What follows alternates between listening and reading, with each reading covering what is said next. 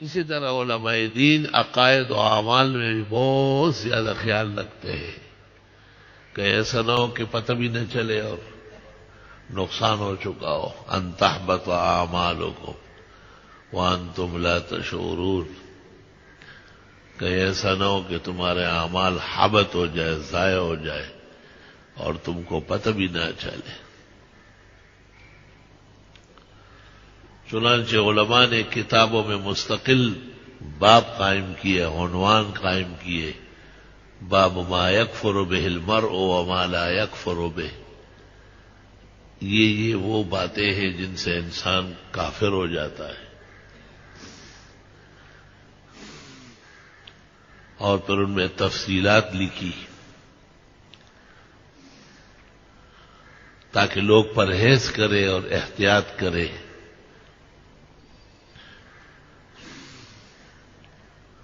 بعض علماء نے اس شخص کے بارے میں بھی خطرہ ظاہر کیا ہے کہ اذان ہو رہی ہے اور آپ اس کو کہتے ہیں نماز کا وقت ہے، وہ کہتے ہیں میں نے نماز نہیں پڑھنی، کہتے ہیں یہ بھی کلمہ کفر ہے. وہ تفصیل کر لے کہ میں نے اس وقت نہیں دوسری جگہ جا کے پڑھوں گا، لیکن نماز فرض ہے، اذان ہو رہی ہے، وقت داخل ہے اور انکار کر رہا ہے. انکار عن الصلاۃ قطعاً کفر ہے. کوئی کہے یا نہ کہے، ضروری نہیں کوئی آ کے اس کو کہے.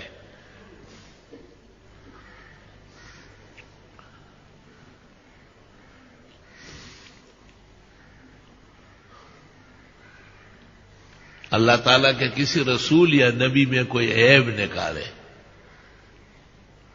اس کا بھی ایمان سلب ہو جاتا ہے.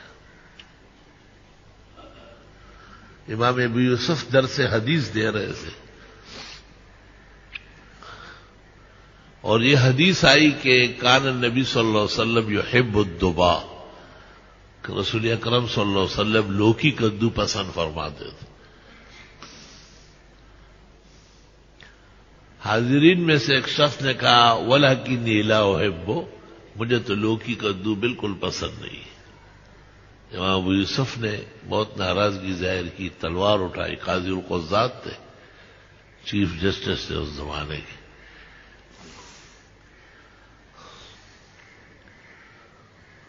فرمایا کہ یا تو فوراً توبہ کر لو، کلمہ پڑھ لو، ورنہ آپ کی گردن مارنے کی شرعی اجازت ہے.